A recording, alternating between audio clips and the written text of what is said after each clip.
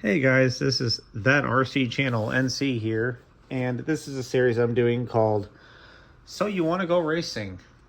So a lot of people get these cars and they say, I want to go racing in my local club. Well, first things first, before you even spend any kind of money on these cars, if you're going to do anything more than parking lot bashing, is finding out where your nearest track is. I race at Thunder Alley in Wilson, North Carolina. I don't race a lot because life, stuff going on, all good stuff. Personal life aside, I'm planning a wedding in October, and I like my amusement parks, so I have to share between running, doing my main job, which I'm a construction worker, doing my secondary job, which is restoring headlights and other mechanic related stuff on the side, which funds my RC and adventures, and just spending time with my fiance and having my son in town and other stuff. But anyways, I'm getting ahead of myself here. So this is So You Want to Go Racing Part 1. First things first, you need to go on your local track's site and see what classes they're doing, what kind of car would be best for you, and what the requirements are for that car. I probably did mine the most expensive way I could have done it. I bought a full-blown SRX thinking that I was going to be able to run 13.5 Blinky, and turns out the fastest that they do is box stock. Idiot. I still have my SRX, as you saw my last video doing speed runs, and I love it, and I'm not going to sell it, and I'm just going to have fun with it and learn, and it has taught me to be a better driver with this car here, which is my box stock GTR, aka Rizzle Dizzle, aka the Big Boo, because the ghost. Anyways, once you figure out what track you want to race at, and you figure out what car would be good for you and what class you want to run in, they'll do I know my track does a novice, sportsman, and then pro. I'm running, obviously, box stock tt02. With my track that I race at, and if others are seeing this video, please feel free to comment down in the comment section below. I think we are allowed to run ball bearings. We are allowed to run prop shaft that is aluminum. We are allowed to run stock Tamiya gearing. Now, Tamiya offers a 70 spur, a 64 spur, and a 68 spur. But you're allowed to run whatever gearing you like. You're allowed to run any servo you like. You're allowed to run any receiver transmitter setup you like. But the rules state that you have to run Tamiya rims and you have to run Tamiya tires. No skinnies. And I'm not sure if you can run the rims that are just they're just a disc. But I think they have to be 24 millimeter or 26 millimeter tire width. Any kind of offset. They could be stock plastic or they could be reinforced, as long as they're Tamiya rims. And you should be all right. You have to run torque-tuned motor. And you can only run a 60 amp ESC for brushed motors, and that's it. You're allowed to run bearings, because some cars did come with bearings. Some cars did not come with bearings. This car, believe it or not, started out life as a tt02 Type R. And I've more or less swapped all the nice fancy R parts onto my son's, which was originally, ironically, a base tt02. So I would have been further ahead if I would have just bought another regular tt02 and just bought bearings. Now I have all these nice parts that went to my son's car. Merry Christmas, kid. So, anyways, we're going to pop the hood off this one here and kind of show you my setup. Now, I may have done another video on this before. Actually, I think I did. I was kind of in a hurry. My son was in town, and I could do better, so this is me doing better here. So you take the cover off of here, and another rule is that you are allowed to run CVD or CVA axles up front, but you have to run stock dog bones out back. So this is my box stock car. Not much to look at. Oh, you can't run oil-filled shocks. You have to run the stock zero friction dampers that are pogo sticks. So unfortunately, no oil-filled dampers and no low friction metal ball inserts. You have to run the plastic ones. So anyways, you just got your car. I'm sorry, another upgrade you're allowed to run is steering linkage. You can run as long as it's a Tamiya, you can run the ball bearing linkage and the aluminum high torque servo horn, but you have to run the non-adjustable linkage, which honestly, guys, the car is probably going to do 25 mile an hour going downhill on a good day. It'll be fine.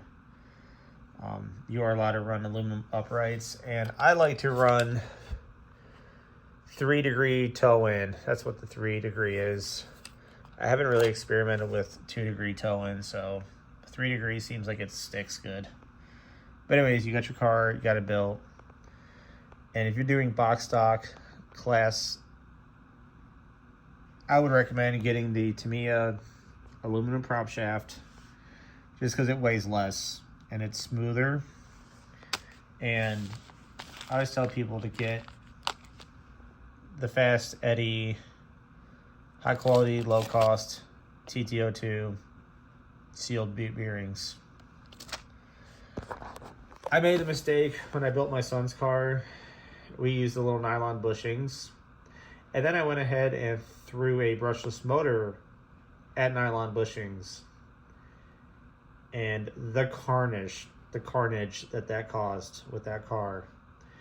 Every single axle and shaft on his car has been pretty much replaced because nylon does a very good job of eating away at metal, and it was just bad. So anyways, you got your car built, you got your bearings in, you got your front CVAs in, you got I run the B3 slicks. They seem pretty good, and I run a 2-inch or a 2mm offset rim, all 4 corners, just to widen the stance some to give it more grip. And it fills the wheel wells on the Nissan pretty good. So, spare parts. Here's the thing, guys. You're going to crash. You're going to hit somebody, someone's going to hit you. You're going to crash. Let me show you my other body that I got here. And this is after 2 days of racing.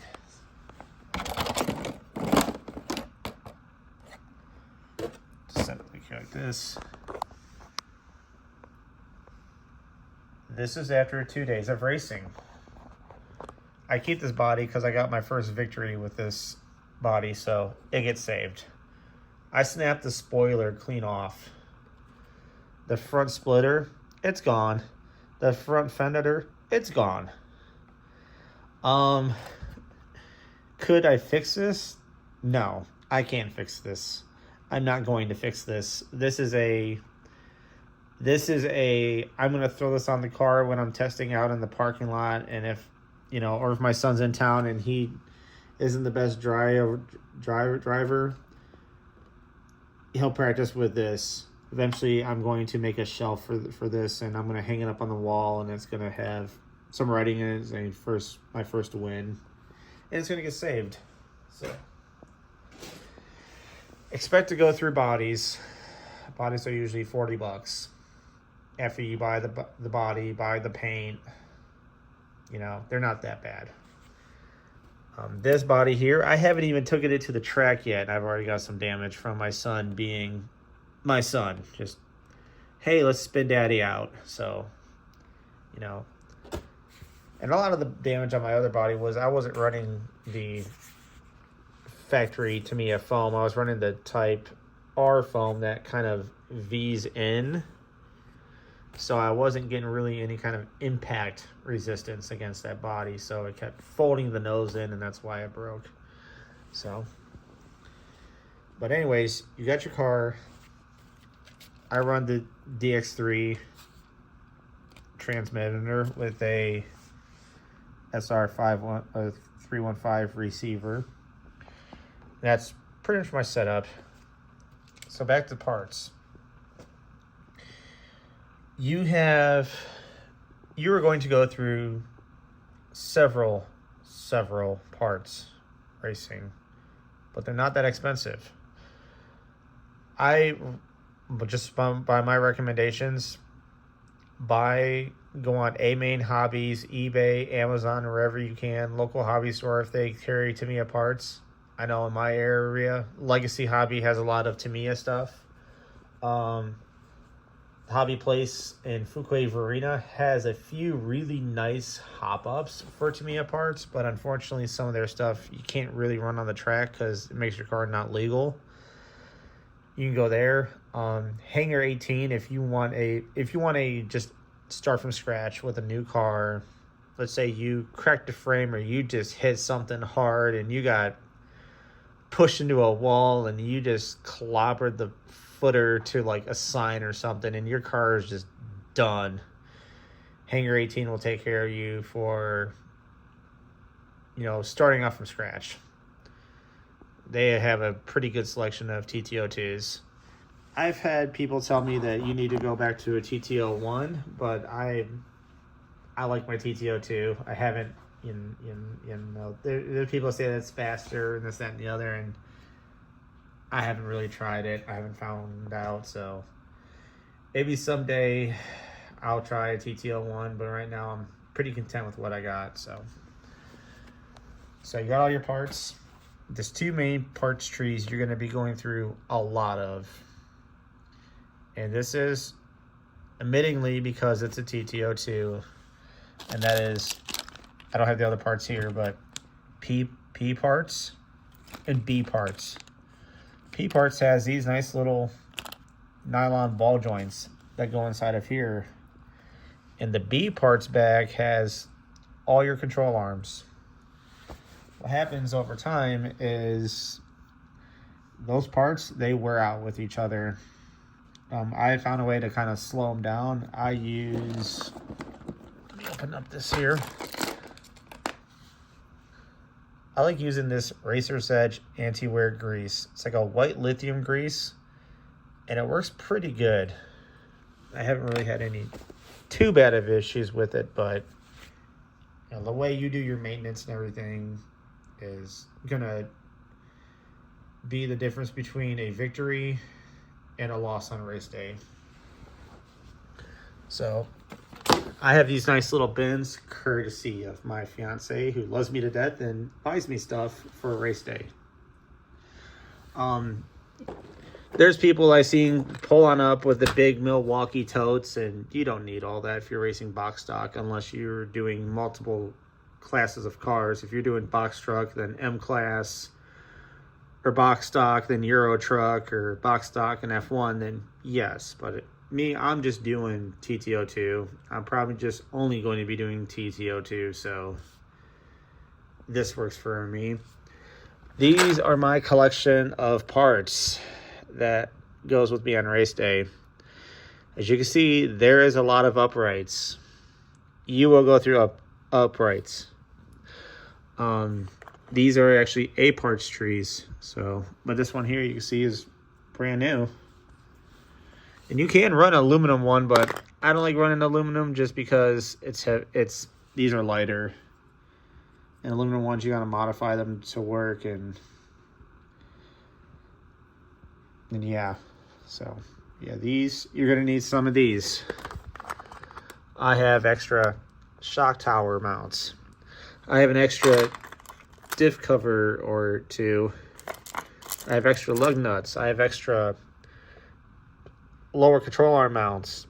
I have extra suspension linkage because you will bend suspension parts.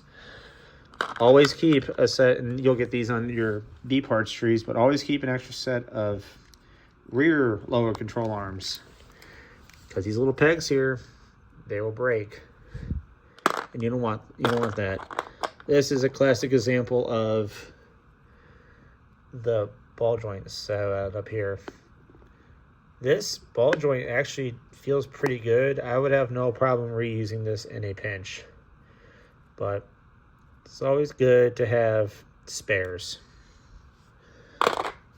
So that's my setup for, I got all my little spur gears there, and they're all 70s and 68s. I have the 64 inside of the car, and I'm going to get more spur gears for the car because I think my biggest one I have in there is 27. This is a 22. So, but then we get into other spare parts, which is the motor. I like to solder my motor to my ESC, and I like to run the little cheap Amazon $11 fan. I've seen people run the double fans, and I'm sure it works, but I stick to what I know that works. And yeah, this motor I have not broken in. I know this motor here is making some pretty nice noises, but it still works fine. So it's gonna go out with a flaming glory and run until I can't. And then when I do, this one will be up. Then when that one goes out, I'm gonna break this motor here in. And these are the only motors you're allowed to run, is the torque tuned. So, but yeah, that concludes the first episode of So You Want to Go Racing. I know it's kind of a long one, guys, and there's a lot to cover, but just want to give, trying to turn more people on to this sport because it is fun, it is rewarding, and there's nothing better than getting your first victory. So, like, share, subscribe, do all that stuff, and we will catch you on the next video.